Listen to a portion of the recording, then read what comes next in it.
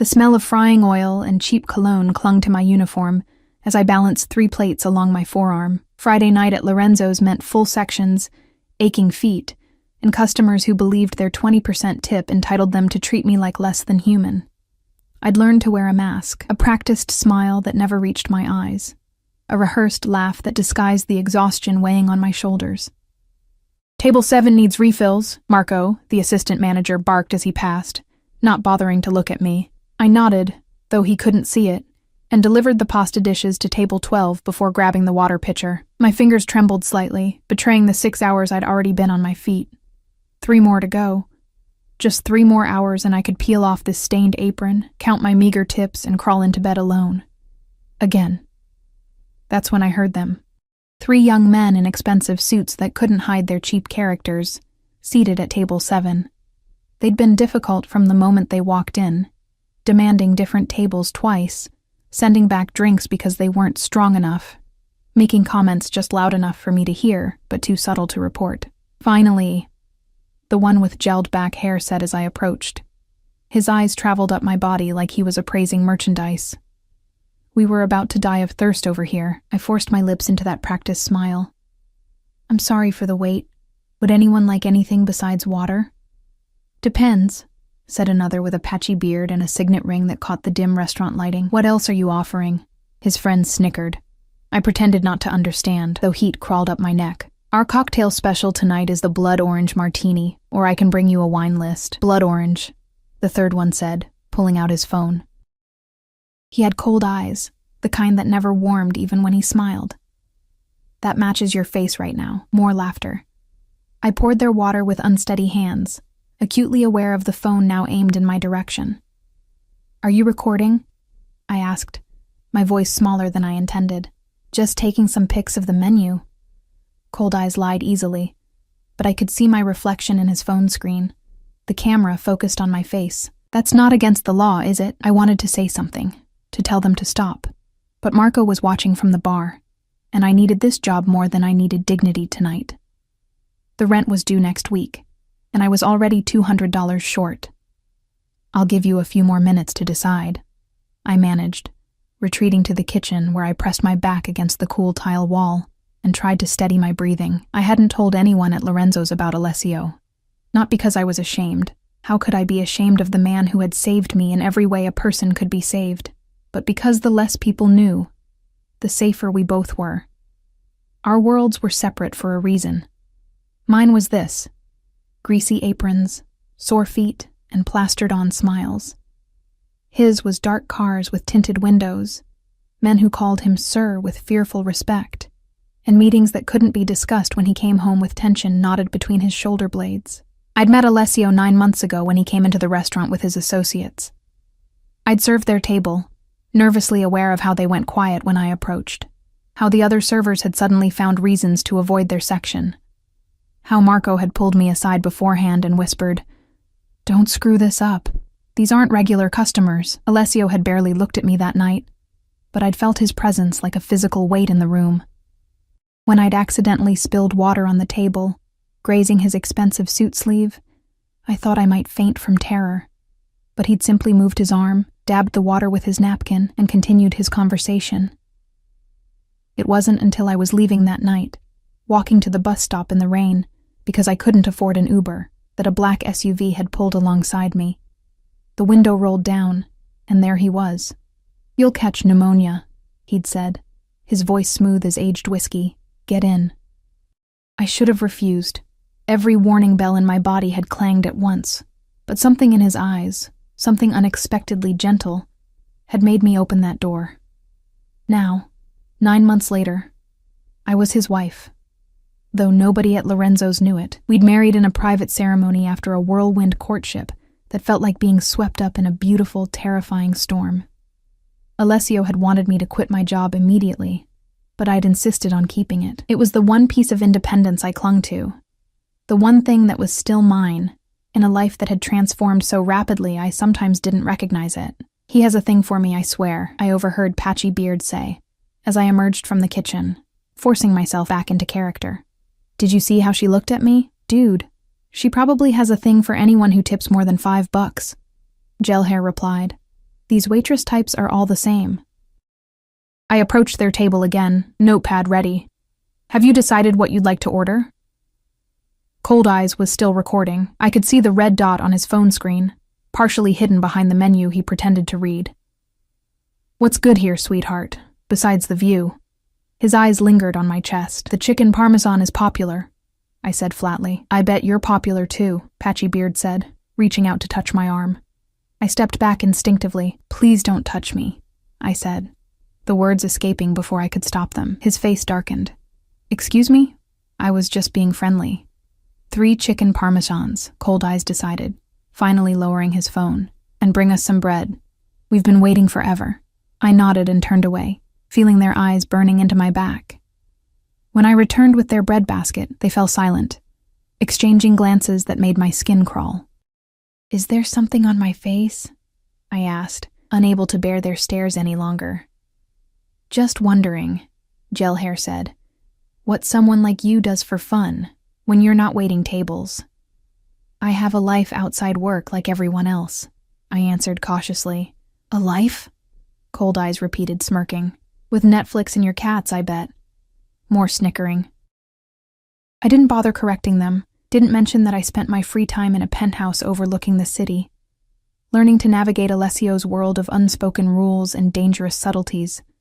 I didn't tell them that just last weekend, Alessio had flown me to Paris for dinner because I'd mentioned missing the crepes from my semester abroad. Your food will be ready soon, I said instead, turning away. As I walked to check on another table, I heard Cold Eyes say, Got enough for the video? This'll be hilarious online. A chill ran through me. Were they posting videos of me, mocking me publicly? The thought made me nauseous, but what could I do? Ask to see their phones? Call Marco over? He'd side with the customers, he always did. Especially now, when Lorenzo's was struggling to stay afloat and every table counted. The rest of their meal passed in a blur of veiled insults and uncomfortable laughter. When I brought their check, Patchy Beard made a show of examining it closely. Seems high for what we got, he said. Service was mediocre at best. I bit my tongue, knowing that anything I said would only make it worse. They paid with a credit card, leaving a $5 tip on a $180 bill. As they stood to leave, Cold Eyes deliberately knocked his water glass over, sending ice cubes skittering across the table and water streaming onto my shoes. Oops, he said with false concern. Looks like you've got a mess to clean up. I watched them saunter out, laughing among themselves, phones still in hand. My hands shook as I mopped up the water, humiliation burning behind my eyes. I wanted to run after them, to demand they delete whatever they'd recorded. But what good would that do? I'd only give them more ammunition. It wasn't until closing time that I allowed myself to really feel the weight of the night. My back ached, my feet throbbed, and my pride lay in tatters. I counted my tips, $67 for 8 hours of degradation, and changed out of my uniform in the cramped employee bathroom. Outside, the October air bit through my thin jacket. I'd told Alessio I would take an Uber home tonight, but after the pathetic tips, I couldn't justify the expense. The bus would take nearly an hour, but it was only money I couldn't spare. I was halfway to the bus stop when the sleek black Bentley rolled silently alongside me. The window lowered, and Salvatore, Alessio's most trusted driver, looked at me with knowing eyes. Mrs. Vitale, he said respectfully. Mr. Vitale asked me to collect you. Of course Alessio knew. He always knew where I was, what time I finished, when I might try to take the bus instead of the car he insisted on sending. I should have found it suffocating, this constant surveillance. Sometimes I did. But tonight, seeing Salvatore's familiar face after the humiliation of those 3 men, I felt only relief. I slid into the back seat, the warm leather embracing me like an old friend. Thank you, Sal, I said, leaning back and closing my eyes. Rough night? He asked, pulling smoothly away from the curb. Just tired, I replied, not wanting to burden him with the details. The city lights blurred outside the window as we drove toward the high-rise where Alessio and I lived. I thought about the 3 men, wondering what their lives were like. Did they go home to partners who loved them? Did they feel bigger by making others feel small?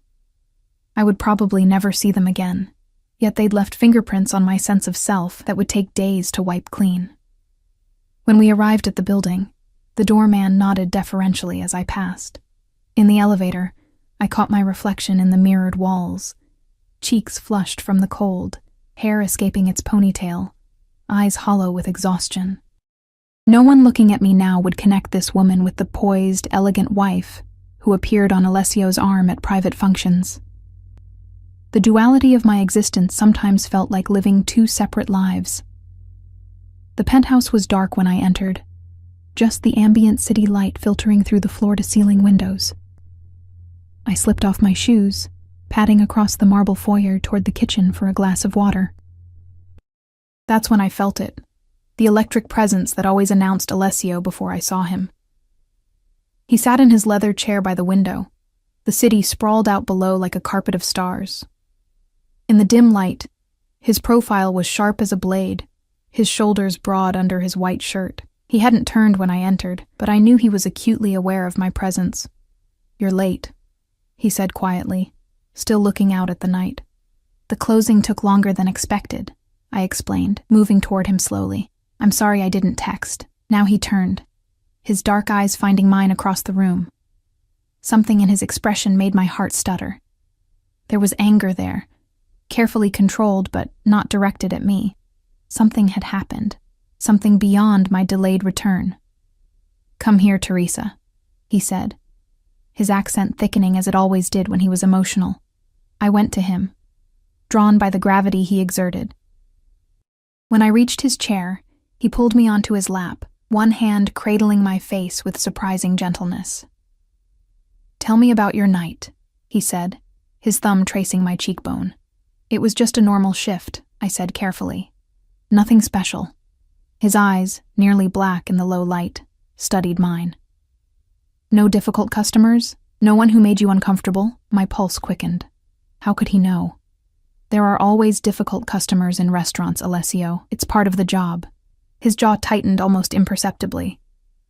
"3 young men. Table 7. They left you $5 on nearly 200. Cold dread pooled in my stomach. "How did you—" "That's not important." His hand slid to the nape of my neck, fingers threading through my hair. "What's important is what they did. What they said to you. I want to hear it from you, Teresa. All of it." I swallowed hard, trying to process what was happening. Alessio never discussed my work at Lorenzo's in detail. He knew I cherished that small independence, and though I sensed his disapproval, he had respected my wishes, until now. "They were just rude customers," I said, attempting to downplay the situation. "It happens all the time." Alessio's fingers stilled against my neck, his expression unchanged, but his eyes darkening like storm clouds gathering on the horizon. "Don't lie to me, Teresa. Not about this." The quiet command in his voice made me shiver. I'd seen glimpses of this Alessio before, the one other men feared, the one who controlled an empire from the shadows, but never directed at me. "They recorded me," I admitted finally. The words like ash in my mouth made comments. "Nothing I can't handle." "Show me your phone." It wasn't a request. I hesitated, then reached for my purse on the side table. He took my phone gently but firmly, unlocked it with the code he'd memorized despite never asking for it, and began scrolling. I watched his face, trying to understand what he was looking for. "What are you doing?" I asked. "Checking something." His thumbs moved deftly across the screen. A video was posted tonight, tagged with Lorenzo's location. My breath caught. A video of me? He found what he was searching for, his expression hardening into something I barely recognized. Without a word, he turned the phone so I could see the screen. It was me, filmed from Table 7's vantage point. I was serving their water, my face flushed with embarrassment as they made comments just quiet enough that the microphone didn't catch them clearly. The caption read, "When the waitress thinks she's too good for a compliment, someone needs to be knocked down a peg." The comments underneath were worse. "Stuck-up bitch probably expects $50 tips for that attitude. 5'10" at best, acting like she's a model. I know where this place is. Maybe I should visit and see if she'll serve me better." Nausea rose in my throat as I saw the view count. 12,543 and climbing. It had only been posted 3 hours ago. "Alessio," I whispered, unable to formulate what I was feeling into words. He took the phone back, his movements controlled in a way that signaled danger more clearly than any outburst. Who are they? I don't know. Just customers.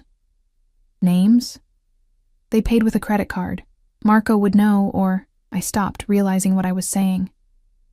Alessio, please. It's just a stupid video. People will forget about it by tomorrow. His eyes met mine, and I saw something there that made my heart race. Not with fear for myself, but fear for what he might do. No one speaks to my wife like that. No one films you without consent. No one humiliates you for entertainment. I placed my hand against his chest, feeling his heart hammering beneath the crisp fabric of his shirt. I'm fine. Really. You're not fine. I can see it in your eyes. He tucked a strand of hair behind my ear. You should have called me. And what? Have you show up at Lorenzo's with your men, create a scene? I've worked hard to keep these parts of my life separate. A shadow crossed his face. You're ashamed of me. No, I said quickly, grabbing his hand. Never that. I need something that's mine, something normal. Being disrespected and exploited is normal? His voice remained soft, but there was steel beneath the velvet. Being recorded and mocked online is normal? Tears pricked at my eyes. That's not what I meant. He sighed, drawing me closer until my head rested against his shoulder. I breathed in his scent. Expensive cologne, a hint of whiskey. Something uniquely him that always made me feel safe, despite knowing exactly what he was capable of. I've respected your wishes, Teresa. I've let you keep this job, even though it kills me to see you exhausted, to know you're serving others when you should be treated like a queen. I've stayed away, kept my worlds from colliding with yours. His lips brushed my temple. But this I cannot ignore. A tear slipped down my cheek. What are you going to do? Don't ask questions you don't want answers to, amore mio. He wiped away my tear with his thumb. Just know that no one who disrespects you will ever do so again. His words should have frightened me. 9 months ago, they would have. But I'd learned that Alessio's moral code, while different from what society deemed acceptable, was unbreakable in its own way. His loyalty, once given, was absolute. His protection, all-encompassing. They don't know who I am, I said quietly. Who you are. They're just entitled jerks who thought it would be fun to mock the waitress. That's their mistake, he replied simply. One they'll regret. I wanted to argue further, to make him understand that this kind of retaliation would only blur the boundaries I'd worked so hard to maintain. But exhaustion swept over me suddenly, the weight of the night's humiliation compounding with the physical toll of my shift. Alessio sensed the change immediately. Without another word, he stood, lifting me effortlessly in his arms.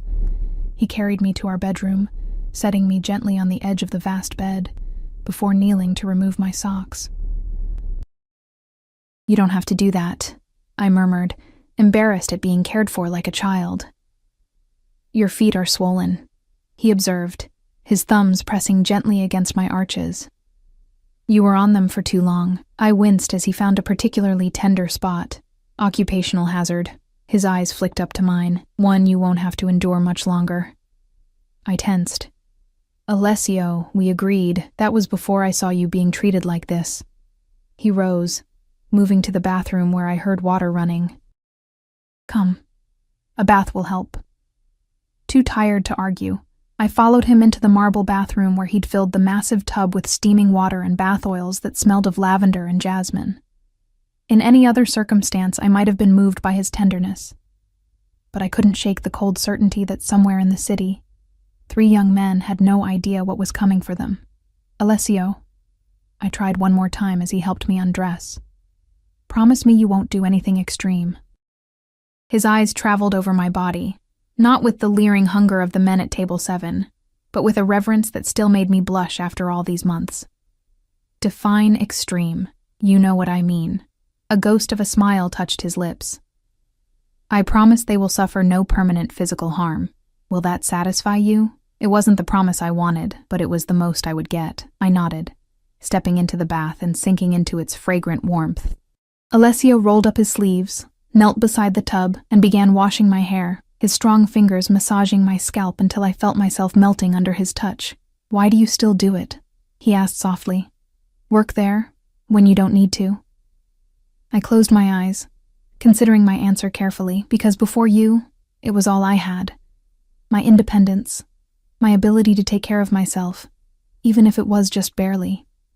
And now it's a reminder that I'm still me, that I haven't disappeared into your world completely.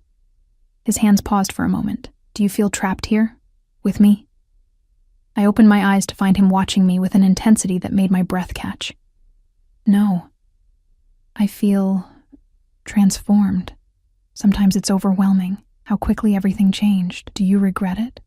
The question hung between us, weighted with vulnerability I rarely glimpsed in him. "Never," I said firmly, reaching up to touch his face. "I love you, Alessio.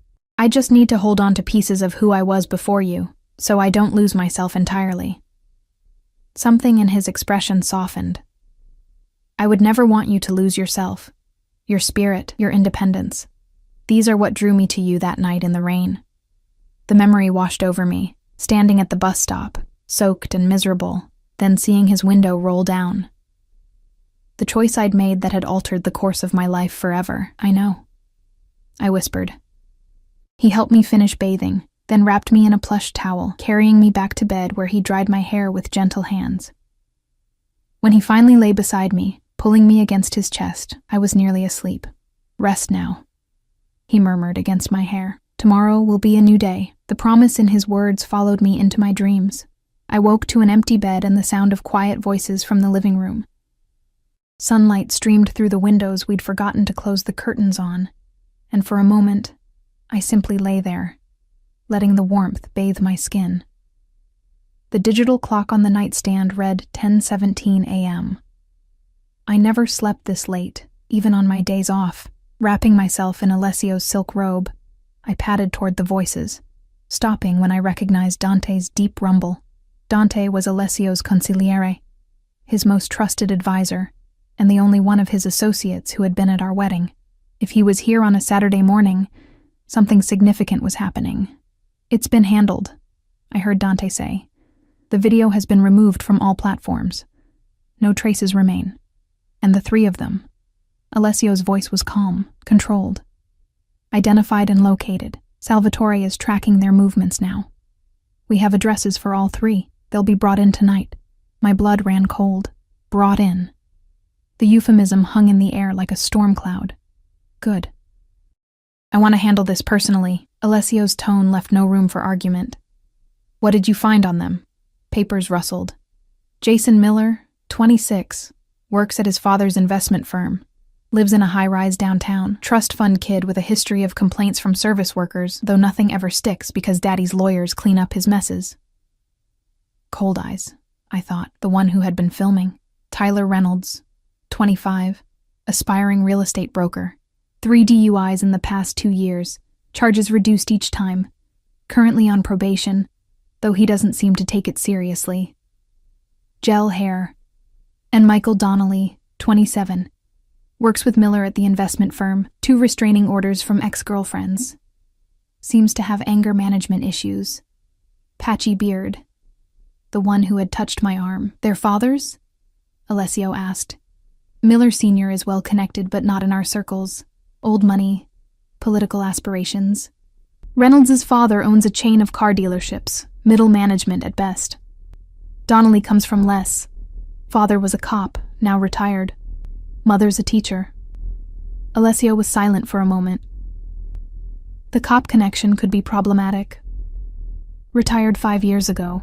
Bad terms. Drinking problem. No loyalty there to worry about.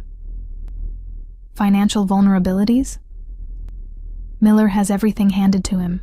Reynolds is in debt. Gambling mostly. Donnelly lives beyond his means, trying to keep up with his wealthier friends. I'd heard enough. I stepped into the living room, and both men turned immediately. Dante straightened from where he'd been leaning over a laptop, nodding respectfully. "Mrs. Vitale." "Teresa," Alessio said, his expression softening as he took me in. "You should be resting." I've rested enough. I tightened the robe around me, aware of my exposed legs and still damp hair. What are you planning, Alessio? Dante glanced between us, then gathered his papers. I'll wait downstairs. When the door closed behind him, Alessio approached me slowly, as if I were a wild animal he didn't want to startle. You heard. It wasn't a question. Yes. Then you know I'm taking care of it. The video is gone. Those men will never bother you again.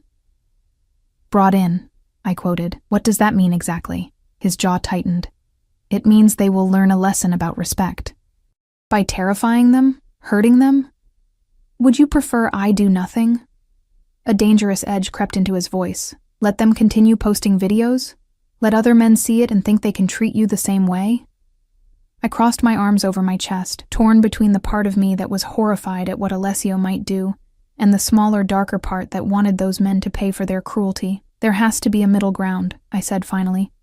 Something that doesn't involve... I trailed off, unable to articulate what I feared. Alessio's expression remained impassive, but I'd learned to read the subtle tells that betrayed his emotions. The slight tightening around his eyes, the almost imperceptible flex of his jaw. What would you have me do, Teresa? He asked, his voice deceptively soft. Call the police? File a harassment complaint that will go nowhere? These men believe they can treat others as playthings for their amusement without consequences. I don't know, I admitted. But this, bringing them in, whatever that means, it feels extreme. He moved closer, his fingers grazing my cheek with a gentleness that contradicted the steel in his eyes. You didn't see what I saw in that video. The comments beneath it, the way they looked at you. I lived it, Alessio. I was there. Then you know they deserve whatever comes to them. I pulled away from his touch, frustration building inside me. This is exactly why I wanted to keep my job separate from your world. The moment they intersect, everything becomes this. I gestured between us. Suddenly I'm not just Teresa who waits tables. I'm Mrs. Vitale, and anyone who crosses me faces your wrath. Something flashed in his eyes, hurt, perhaps, or anger. You are Mrs. Vitale, my wife. The most precious person in my life. Did you think that was just a title? That I would stand by while you're humiliated? Of course not. But there's a difference between protecting me and whatever you're planning with Dante. Alessio ran a hand through his dark hair, a rare display of agitation. Those men chose to target someone they thought was powerless. They believed there would be no repercussions for their actions. They were wrong. I knew that look in his eyes, the quiet determination that brooked no argument.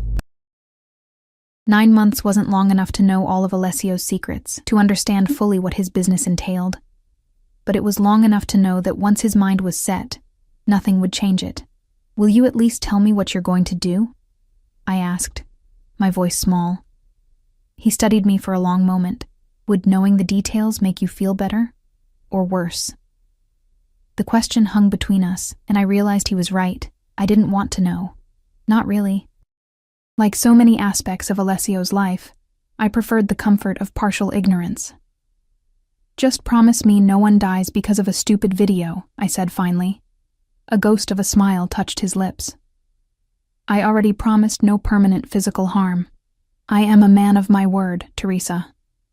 The way he specified physical harm didn't escape my notice, but I let it go. There was a boundary in our relationship, a line I rarely crossed when it came to his business dealings. It was part of our unspoken agreement. He kept that world away from me, and I didn't ask questions I didn't want answers to. I need to go into work today, I said, changing the subject. My shift starts at noon. Alessio's expression hardened. No, excuse me? You're not going back to Lorenzo's. Not today. Not ever. I stared at him, disbelief turning quickly to anger. You can't just decide that for me. I can, and I have. His tone was final. Those men know where you work. The video may be gone, but who knows how many people saw it before it was taken down. I won't risk your safety. My safety? I laughed without humor. They're obnoxious jerks, Alessio, not murderers. You'd be surprised how quickly one becomes the other. He took my hands in his his touch surprisingly gentle considering the tension radiating from him. "Teresa, please, for once, let me protect you without fighting me on it. By forcing me to quit my job, the one thing I've asked to keep for myself?" His eyes searched mine. "Is it worth this? Being mocked, filmed, degraded? Working until your feet swell and your back aches? For what? Tips that don't even cover your bus fare home?" "It's not about the money," I said, pulling my hands away. "It's about having something that's just mine, something normal." "Normal?" He practically spat the word. "You think those men treated you normally? You think Marco, who works you to exhaustion and sides with abusive customers, is giving you a normal experience?" I flinched at the truth in his words. "It's not always like that, isn't it?" Alessio's voice softened. "How many times have you come home with stories of customers who made inappropriate comments? How many times have you worked double shifts because Marco knows you won't say no? This job isn't your independence, Teresa. It's your cage." His words struck a nerve I hadn't realized was exposed. How many nights had I dragged myself home, feet throbbing, back aching, dignity in tatters? How many times had I swallowed my pride when customers treated me as less than human? But still, the thought of giving it up, of surrendering this last tie to the woman I was before Alessio, filled me with an inexplicable panic. "I need to shower," I said abruptly, turning away from him. "I'll be late." I felt his eyes on me as I retreated to the bathroom, closing the door between us with a quiet finality. Under the hot spray of water, I let the tears come, tears of frustration, confusion, and a strange grief for a life I was outgrowing but couldn't seem to let go of. By the time I emerged, dressed in my wrinkled uniform from the night before, Alessio was gone. A note on the kitchen counter simply read, "Car waiting downstairs. We'll talk tonight. A." I crumpled the note, equal parts relieved and disappointed that he hadn't stayed to continue our argument. Outside, as promised, the Bentley idled at the curb, Salvatore standing at attention beside it. "Mrs. Vitale," he greeted me, opening the door. "Just Teresa at work, remember?" I reminded him as I slid into the leather interior. Salvatore's expression remained impassive as he closed the door. A moment later, he was behind the wheel, pulling smoothly into traffic. "Lorenzo's?" he asked, his eyes finding mine in the rearview mirror. I hesitated, thinking of Alessio's words, the cage I couldn't seem to recognize. "Yes," I said finally. "Please." The drive was silent, tension thick in the air. I knew Salvatore reported everything to Alessio, where he took me, what time he dropped me off, whether I looked upset or tired. It was part of the invisible network of surveillance that surrounded me, one I pretended not to notice most days. As we approached Lorenzo's, I felt a strange tightening in my chest. The restaurant looked different somehow, smaller and shabbier than I remembered. Or perhaps I was the one who had changed, seeing it now through Alessio's eyes. "I'll wait," Salvatore said as he pulled to the curb. "That's not necessary. My shift ends at 8. His expression didn't change. Mr. Vitale's instructions were clear. "I'll be here." I knew better than to argue. With a sigh, I gathered my purse and stepped out of the car, feeling Salvatore's eyes on me until I pushed through Lorenzo's doors. The familiar smell of garlic and tomato sauce greeted me, along with Marco's perpetual scowl. "You're late," he barked, though a glance at the clock showed I was actually 5 minutes early. "Sorry," I said automatically, heading to the employee room to stow my purse. "Hey, wait," Marco called, following me. "I need to talk to you about last night." I tensed, turning slowly to face him. "What about last night?" Marco shifted uncomfortably, his usual bravado diminished. "Those guys at table 7, they didn't bother you too much, did they?" The question was so unexpected that I simply stared at him. "Since when do you care if customers bother me?" He ran a hand over his balding head. "Look, I heard they posted something online. A video." So he knew. "Yes, they did. It's gone now," he said quickly. "I checked this morning after I got a call." My pulse quickened. A call? From who? Marco avoided my eyes. "Doesn't matter." Just some guy saying the video had been taken down and that those three wouldn't be coming back to Lorenzo's. Ever. He paused, studying me with newfound wariness. Teresa, is there something you want to tell me? I kept my expression neutral. Like what? Like who you really are. Who your husband is. Ice shot through my veins. I don't know what you're talking about. Marco gave a humorless laugh. Come on, I'm not stupid. The way you showed up 9 months ago looking for any job. No experience, but desperate to work. The black car that picks you up sometimes. The way you never talk about your life outside of here. He leaned closer, lowering his voice. The call I got this morning wasn't just about a video. It was a warning. About how I've been treating the wife of Alessio Vitale.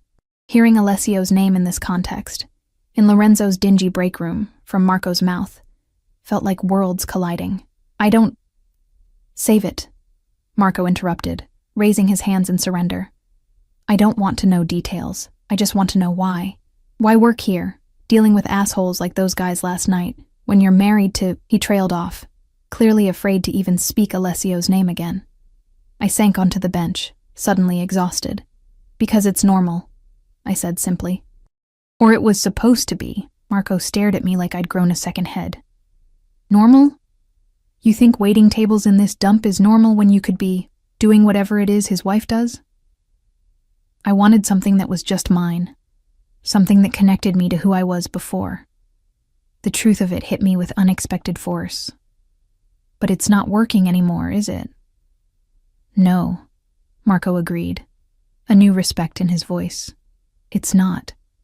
And after last night, I'm thinking you shouldn't come back. For everyone's safety, there it was. The decision made for me. Part of me wanted to argue, to insist that I could separate these worlds if I just tried harder. But Marco's fear-tinged expression told me everything I needed to know. The barrier between my two lives had already crumbled. I'll finish my shift today, I said quietly. Marco shook his head. No need. I'll pay you for the day, but... He glanced nervously toward the front of the restaurant. There's a guy in a suit who's been sitting at the bar since we opened, hasn't ordered anything but water, keeps watching the door. One of Alessio's men, no doubt. Watching, protecting, reminding Marco exactly who I belong to. I understand, I said, rising to my feet. I removed my apron and name tag, placing them on the bench with a finality that ached in my chest. I'll go. Marco nodded, relief evident in his posture. For what it's worth, I'm sorry. About those guys last night. If I'd known who you were, you would have treated me differently. I finished for him. That's exactly why I never told you. I gathered my purse and walked out of Lorenzo's for the last time, the weight of my decision settling over me like a shroud. Outside, Salvatore stood beside the Bentley, appearing unsurprised to see me so soon. Home, Mrs. Vitale? He asked, opening the door. I paused, looking back at the restaurant, at the life I was leaving behind. No, I decided suddenly. Take me to Alessio. Something like approval flashed in Salvatore's eyes. He's at the club, preparing for tonight. The club was Alessio's legitimate business, a high-end establishment where the wealthy and powerful came to see and be seen. It was also, I suspected, where much of his not-so-legitimate business was conducted in private rooms upstairs. Then that's where I want to go, I said, sliding into the back seat. It's time I stopped pretending I can live in two worlds. The Ivory Room occupied the entire top floor of a historic building downtown, its entrance marked only by a discreet brass plaque and a suited doorman who knew exactly who to admit and who to turn away. As Salvatore pulled up to the curb, I felt a flutter of nervousness in my stomach. I'd been here before, of course, at Alessio's side for private dinners or special events, but never alone. Never during the day when the club was closed to patrons. The doorman recognized me immediately, nodding deferentially as he opened the heavy door. Mrs. Vitale, Mr. Vitale is in his office. Inside, the club was transformed by daylight. Without the evening's dim lighting and soft music, the space felt larger, its elegance more apparent in the polished marble floors and crystal chandeliers that now sparkled in the afternoon sun, filtering through tall windows. A skeleton crew of staff moved about, preparing for the evening, each pausing to acknowledge me with a respectful nod or murmured greeting. I made my way to the private elevator at the back, the one that led directly to Alessio's office and the rooms above where his most sensitive meetings took place. The elevator required a key card, which I extracted from my purse, a symbol of trust Alessio had given me early in our marriage, though I rarely used it. As the elevator ascended, I caught my reflection in the mirrored walls. I still wore my Lorenzo's uniform, black pants and a white button-down shirt with the restaurant's logo embroidered on the chest. My hair was pulled back in a simple ponytail, my face bare of makeup. I looked nothing like the woman who usually accompanied Alessio to this place, draped in designer dresses and carefully applied cosmetics. Yet for the first time, I felt more authentic in this moment than I had in months of straddling two worlds. The elevator doors slid open silently, revealing a plush hallway with only two doors. One to Alessio's office, the other to a private suite I'd never entered. From behind the office door, I could hear the low murmur of voices. I hesitated, suddenly unsure of my decision to come here, to insert myself into this aspect of Alessio's life I'd always kept at arm's length. Before I could second-guess myself further, the office door opened, and Dante emerged, his expression shifting from surprise to careful neutrality when he saw me. "Mrs. Vitale," he greeted me, stepping aside. "Alessio is inside." I nodded my thanks, moving past him into the office where Alessio stood behind a massive desk of dark wood, his back to the door as he gazed out floor-to-ceiling windows overlooking the city. He wore a charcoal suit that fit his broad shoulders perfectly, his dark hair neatly combed, every inch the powerful man others feared and respected. "I told you we'd have everything ready by tonight," he said without turning, clearly thinking I was Dante returning. "The arrangements are already—" He stopped as he turned and saw me, surprise flickering across his features before his expression softened. "Teresa, I quit Lorenzo's," I said simply, the words hanging in the air between us. Alessio studied me for a long moment, his dark eyes unreadable. "I see. You were right," I continued, moving further into the room. "It wasn't independence. It was a cage I couldn't recognize." He remained still, watching me approach with an intensity that might have frightened me once. "What changed your mind?" "Marco knew who I was, who you are." I stopped at the edge of his desk. "Someone called him this morning, about the video, about me being your wife." A muscle ticked in Alessio's jaw. "I see. Was it you?" I asked. "Did you call him?" "No." He circled the desk slowly, coming to stand before me, but I won't pretend to be sorry it happened. I believed him. Alessio never lied to me, even when the truth was difficult. It was one of the foundations of our relationship. His unwavering honesty, even as he kept certain details of his business shielded from me. "There was a man watching the restaurant," I said. "One of yours?" "Franco." Alessio nodded. "For your protection." He scared Marco enough that he basically fired me." I gave a humorless laugh. "Paid me for the day and suggested I not come back. For everyone's safety." Alessio's expression remained impassive, but I caught the satisfaction in his eyes. Marco finally showed good judgment. "You knew this would happen," I accused, though without real anger. "The moment those men posted that video, you knew my time at Lorenzo's was over." "I knew it was inevitable," he corrected, reaching to tuck a strand of hair behind my ear. "Though I expected more resistance from you." I leaned into his touch, surprised by the relief flooding through me. "I'm tired of pretending, Alessio. Tired of being two different people." Something like triumph flashed in his eyes. "And who are you now, Teresa? Which version is real?" It was a question I'd been asking myself since I walked out of Lorenzo's. "I don't know yet," I admitted. "But I want to find out, without hiding behind a job that makes me miserable just because it feels safe and familiar." Alessio cupped my face in his hands, his touch gentle despite the power I knew resided in those fingers. "I never wanted to take anything from you, amore mio. Only to give you everything you deserve. I know." I covered his hands with mine. "But there's something I need to ask you." His expression grew guarded. "What is that?" "Those men. The ones from last night." I swallowed hard. "What are you planning to do with them?" Alessio's hands dropped from my face, his posture straightening as he took a small step back. The subtle shift was like watching a door close, the loving husband receding, the dangerous businessman emerging. "You said you didn't want details," he reminded me. "I've changed my mind." I stood my ground. "If I'm truly accepting this life, accepting all of you, then I need to understand what that means. What you do to people who cross you, who cross me." He studied me, weighing my words, perhaps measuring my ability to handle the truth. "They'll be brought to the warehouse tonight, each one separately, so they don't draw courage from each other's presence. And then they'll learn what happens when they target someone under my protection." His voice was cool, detached. "First, they'll learn who you really are, who I am. The error in judgment they made when they chose to mock and film my wife." I suppressed a shiver. "And after that lesson, it depends on their response. If they show proper remorse, they'll be given a chance to make amends." "Amends how?" A smile touched Alessio's lips, though it didn't reach his eyes. "Financial contributions to causes benefiting service workers, substantial ones, along with public apologies posted to the same platforms where they shared their video." It wasn't what I'd expected, and if they refuse, then the lesson becomes more visceral. His expression hardened, but still within the parameters I promised you. No permanent physical harm. I tried to imagine it.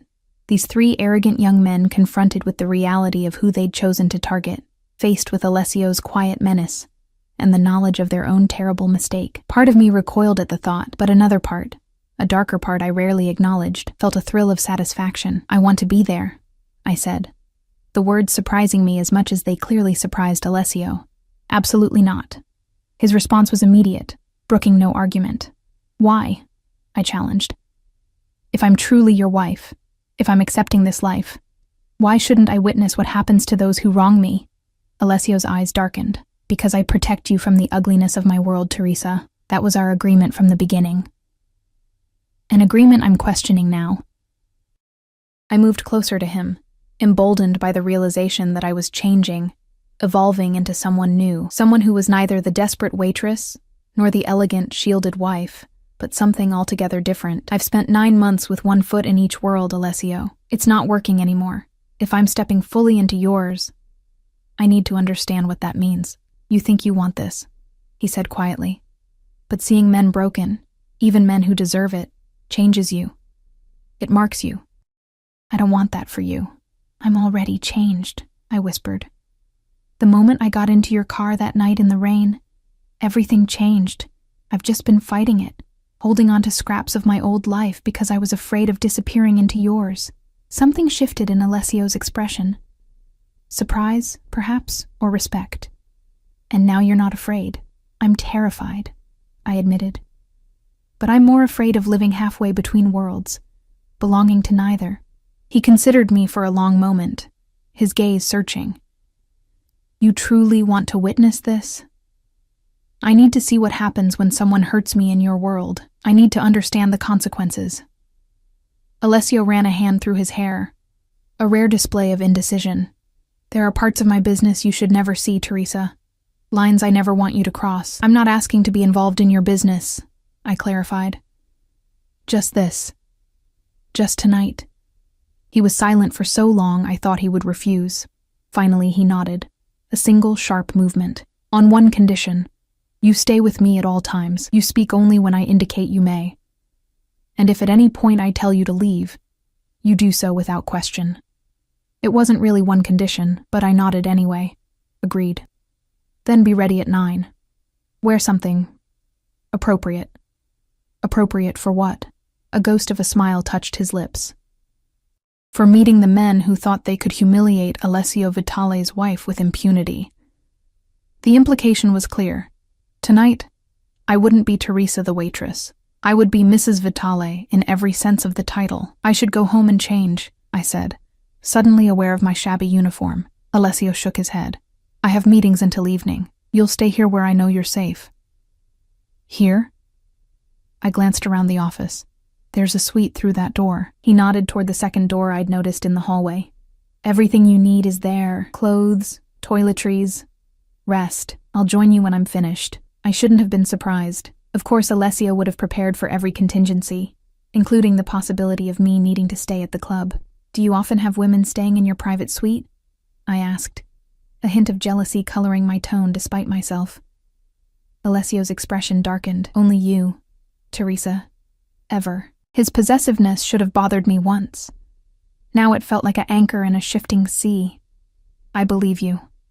He crossed to a sideboard and poured 2 fingers of amber liquid into a crystal glass. "I have one more meeting. Make yourself comfortable. Anything you want, just call down to the staff." I nodded, turning to leave. But he caught my wrist, pulling me back against his chest. His kiss was fierce, claiming. A physical manifestation of the possessiveness I'd come to understand was as much a part of him as his ruthless business acumen or his unexpected tenderness. "9 months, he murmured against my lips. 9 months I've watched you exhaust yourself at that restaurant, coming home with aching feet and wounded pride. 9 months I've honored your wish to keep your independence." His fingers threaded through my hair, cradling my head. "But you were never meant for that life, Teresa. You were meant for this. For me." The intensity of his gaze made my breath catch. "I know that now." He released me reluctantly, the business mask sliding back into place. 9 o'clock. I nodded, slipping through the door to the private suite. Inside, I found a space that was unmistakably designed with me in mind. Soft creams and blues, a plush bed with linens I recognized from our home, even framed photographs of us on the nightstand. A large closet revealed dresses in my size, shoes arranged neatly below. In the bathroom, I found my preferred brand of shampoo, my favorite perfume. Alessio had created this space for me long before today, preparing for the moment when I would finally step fully into his world. The realization both unnerved and touched me. How well he knew me, perhaps better than I knew myself. I showered, washing away the last traces of Lorenzo's, and wrapped myself in a silk robe I found hanging on the bathroom door. As I stretched out on the bed, exhaustion washed over me, not just physical tiredness, but the emotional fatigue of maintaining 2 separate lives for so long. As sleep claimed me, I wondered what version of myself would emerge tonight. Not Teresa the waitress, certainly, but perhaps not quite the carefully shielded Mrs. Vitale either. Someone new, someone stronger. Someone who would stand beside Alessio as he delivered justice to those who had wronged me and not look away. I woke to the sensation of fingers gently tracing the curve of my cheek. Opening my eyes, I found Alessio seated on the edge of the bed, his tie loosened, jacket discarded. The setting sun cast long shadows across the room, bathing everything in golden light. "What time is it?" I asked, my voice husky with sleep. "Just after 7. He brushed a strand of hair from my face. "You needed the rest." I sat up, clutching the silk robe around me. "Your meetings?" "Concluded." His eyes traveled over me with quiet appreciation. "I've had dinner sent up. You should eat before tonight." The mention of tonight sent a flutter of nerves through my stomach. I'd been so certain in my demand to witness what happened to the 3 men. But now, in the fading light of evening, doubt crept in. "Having second thoughts?" Alessio asked, reading my expression with his usual uncanny accuracy. "No," I said quickly, then amended, "Maybe. I don't know what to expect." He stood, moving to a covered tray on a nearby table. "Expect justice. Nothing more, nothing less." He lifted the silver dome, revealing a beautifully plated meal of seared scallops and risotto, my favorite. "Come, eat." I joined him at the small table, grateful for his thoughtfulness even as anxiety curled in my chest. "Will they be frightened?" "Yes." He poured wine into a crystal glass, offering it to me. "That's the point." I took a sip, letting the rich Barolo coat my tongue. "Will they be hurt?" Alessio's expression remained carefully neutral.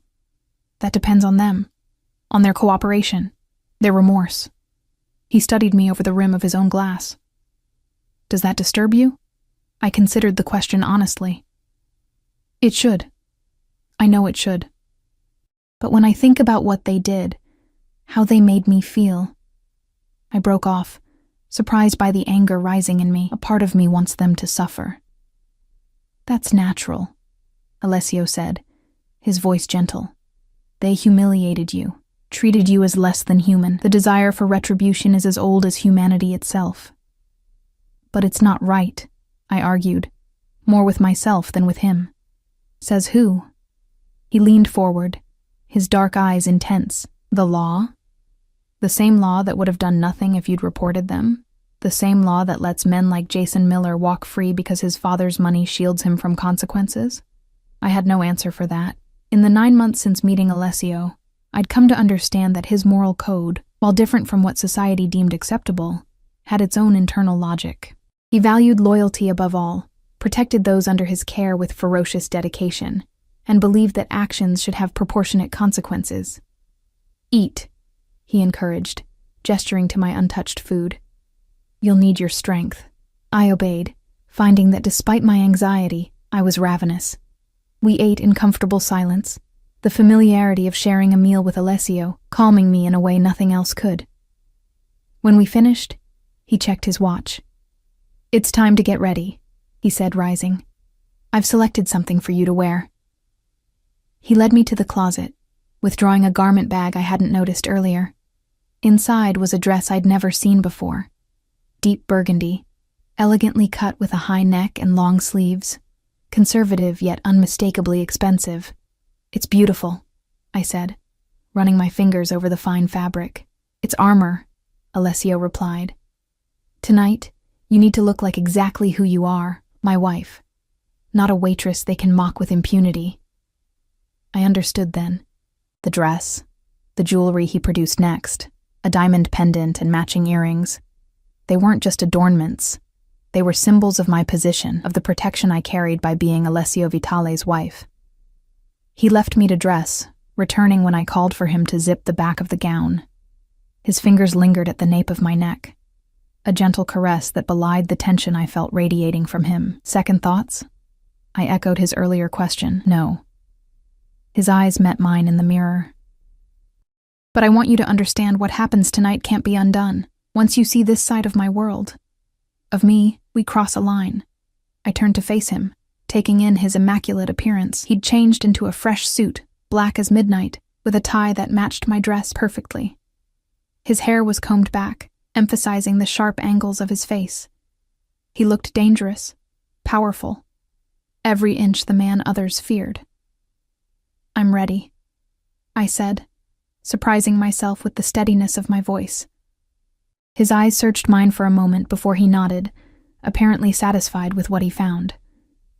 Then let's go. We took his private elevator down to the parking garage where Salvatore waited with the Bentley. The drive was silent, tension building with each passing minute as we left the gleaming downtown buildings behind, heading toward the industrial district by the river. The warehouse appeared ordinary from the outside, a nondescript building with no signs or markings, just one of many in the row of similar structures. The only indication of its significance was the 2 black SUVs parked near the entrance and the men standing guard, who straightened as our car approached. Salvatore opened my door, his expression revealing nothing as he helped me out. Alessio placed his hand at the small of my back, a reassuring pressure as we walked toward the entrance. Inside, the warehouse was surprisingly clean. The concrete floor polished, the lighting stark but even. A large open space contained nothing but 3 chairs positioned several yards apart, each occupied by a man whose hands appeared to be bound behind his back. Dante stood to one side, along with 4 other men I recognized from Alessio's security detail. The 3 young men from Lorenzo's looked dramatically different from the cocky customers who had mocked me. Their expensive suits were rumpled, their faces pale with fear. Cold Eyes, Jason, sat rigidly in his chair, jaw clenched in defiance. Gel hair, Tyler, couldn't stop nervously shifting, his eyes darting around the room. Patchy beard, Michael, had his head bowed, shoulders slumped in defeat. They didn't notice our entrance at first, giving me a moment to steady myself. Alessio's hand tightened slightly at my waist. Remember our agreement, he murmured, his breath warm against my ear. Stay beside me. Speak only when I indicate, and if I tell you to leave, I go without question, I finished. I understand. He nodded once, then straightened to his full height, his presence seeming to fill the cavernous space. "Gentlemen," he said, his voice carrying easily across the room. All three heads snapped up, fear evident in their expressions as they registered Alessio's presence. Then, almost in unison, their eyes shifted to me, confusion replacing fear for a brief moment before horrified recognition dawned. "The waitress," Jason whispered, the blood draining from his face. Alessio guided me forward, his pace unhurried as we approached the center of the room. "Not just a waitress," he corrected, his tone conversational, yet somehow more terrifying for its calm. "My wife, Mrs. Teresa Vitale." The name hung in the air, and I watched as its significance registered with each of them. Tyler's nervous fidgeting stopped abruptly, his body going completely still. Michael raised his head, eyes wide with dawning terror. Jason's defiance cracked, fear seeping through. "You didn't know," Alessio continued, circling behind them slowly while keeping me at his side. "You thought she was just a server you could mock, film, humiliate online for your amusement. No consequences, no repercussions." He stopped behind Jason's chair, placing his hands on the young man's shoulders. "A grave miscalculation." "We didn't," Jason began, his voice cracking. "Silence," Alessio said softly, but with such authority that Jason's mouth snapped shut immediately. "You speak when spoken to." The warehouse fell so quiet I could hear the shallow, panicked breathing of all three men. Alessio moved to stand before them, drawing me gently to his side. "My wife believes in second chances," he said, his eyes moving between the three terrified faces. "She has asked me to show mercy, to let you make amends for your disrespect." Hope flickered in their expressions, quickly tempered by wariness. "But first," Alessio continued, "I want you to understand exactly what you did, what you participated in." He turned to me, his expression softening marginally. "Teresa, would you like to tell them?" All eyes turned to me, and for a moment I froze. Then I thought of the humiliation I'd felt, the helplessness as they recorded me, the violation of seeing myself mocked online. "You treated me like I wasn't human," I said, my voice stronger than I expected. "Like I was an object for your entertainment. You filmed me without consent. You posted it online where thousands of people could see me being humiliated." Michael's head dropped again in shame. Tyler stared at the floor. Only Jason maintained eye contact, though fear had replaced his earlier arrogance. "Do you know what that feels like?" I continued, finding my courage. "To know strangers are laughing at you? To wonder if everyone who looks at you has seen that video? To feel unsafe in your workplace?" "I'm sorry," Michael mumbled, his voice barely audible. Alessio moved to stand behind him. Louder. "I'm sorry," Michael repeated, his voice breaking. "I didn't think. We were just messing around. We didn't know who you were." "That's your first mistake," Alessio cut in, believing it would be acceptable to treat anyone that way, regardless of who they are. His eyes narrowed. "But yes. Your second mistake was choosing my wife as your target." "What are you going to do to us?" Tyler asked, terror evident in his voice. Alessio regarded him coldly. "That depends on you, on whether you're genuinely remorseful, on whether you're willing to make proper amends." "Anything," Tyler said quickly. "Please, Mr. Vitale, we'll do anything." "Will you?" Alessio turned to Jason, who had remained silent. "And you? Are you prepared to make amends for disrespecting my wife?" Jason swallowed hard, his earlier defiance evaporating under Alessio's steady gaze. "Yes," he whispered. "Good." Alessio nodded to Dante, who approached with a laptop. "Then here's what happens next. Each of you will make a substantial donation to the Service Workers' Rights Fund. For you, Jason, given your family's resources, that amount is $250,000. Jason's eyes widened. 200 and... "Would you prefer an alternative arrangement?" Alessio asked softly. No, I'll pay. I'll pay right now." "Tyler, your contribution will be $75,000. Tyler nodded frantically. "Yes, sir. Thank you, sir." "And Michael, $50,000. Michael looked up, relief washing over his face. "Yes, of course. Additionally," Alessio continued, You will each post public apologies on your social media accounts, acknowledging your behavior and its consequences. The wording will be provided to you." "Is that it?" Jason asked, then quickly added, "I mean, yes, absolutely." Alessio's expression remained impassive. "Almost. One final condition." He turned to me, his eyes softening slightly. "Teresa, is there anything specific you would like from these men?" I hadn't expected this, the opportunity to name my own terms.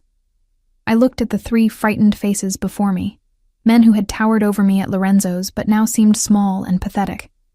What did I want from them? "I want you to work in service for 1 month," I said finally. "Each of you, waiting tables, cleaning dishes, whatever the hardest job is, and I want proof that you did it." Surprise flickered across Alessio's face, followed by something like pride. "An excellent suggestion. Dante will arrange appropriate placements. You will report daily, complete your shifts without complaint, and treat every colleague and customer with respect." Relief washed over their faces. Clearly, they had expected much worse. "If any of these conditions are not met," Alessio added, his voice hardening, "we will have another conversation, one far less pleasant." The threat hung in the air, unmistakable in its clarity. "Do we understand each other?" Alessio asked. All 3 nodded vigorously. "Verbal answers," he commanded. "Yes, sir," they chorused. "Good." He turned to Dante. "Process the donations now, then release them one at a time, 30 minutes apart. Different drivers, different routes." "Yes, boss," Dante replied, moving toward Jason first with the laptop. Alessio placed his hand on the small of my back again, guiding me toward the exit. "We're finished here." As we walked away, I glanced back at the 3 men who had tormented me just 24 hours earlier. They looked broken, humbled, utterly transformed by fear and the reality of consequences. I should have felt satisfaction, perhaps even vindication. Instead, I felt something more complex, a mixture of relief, closure, and a strange kind of power I'd never experienced before. Outside, the night air was cool against my flushed cheeks. Alessio studied me as Salvatore held the car door. "Regrets?" he asked quietly. I considered the question, searching my feelings honestly. "No," I said finally, "but I don't think I need to see anything like that again." A smile touched his lips. One glimpse behind the curtain was enough? More than enough. I reached for his hand, lacing my fingers through his. "Thank you for letting me choose their punishment. The service work." "It was inspired," he said, helping me into the car. "Fitting." Just. As Salvatore drove us back toward the city, I leaned against Alessio's shoulder, feeling the tension of the past 24 hours slowly dissipate. The humiliation of Lorenzo's, the argument this morning, the confrontation at the warehouse. It all seemed to recede, leaving only the certainty that I had finally stopped living between worlds. "What now?" I asked as we watched the city lights approach. Alessio's arm tightened around me. "Whatever you want, Teresa. You don't have to work at Lorenzo's, but that doesn't mean you can't find something that's yours. Something worthy of your talents." I considered this, the freedom of possibilities stretching before me. I've always wanted to finish my degree. Maybe open a small bookshop someday. "Then that's what you'll do," he said simply, as if making it so required nothing more than his word. Perhaps, in his world, it didn't. As we pulled up to our building, the doorman rushing to open my door, I realized that the woman who had left this morning, trapped between worlds, clinging desperately to a false independence, was gone. In her place was someone new, someone who understood that true freedom wasn't found in waiting tables or taking buses in the rain. It was found in accepting who I was, who I loved, and the life we would build together, one that didn't require me to be less than I could be. Alessio helped me from the car, his hand warm and steady in mine as we walked into the lobby. Tomorrow would bring new challenges, new adjustments to this life I was fully embracing. But tonight, as the elevator carried us toward our penthouse, I felt only certainty. I was Teresa Vitale, not a waitress playing at Independence, not a wife hiding from her husband's world, just me, finally whole,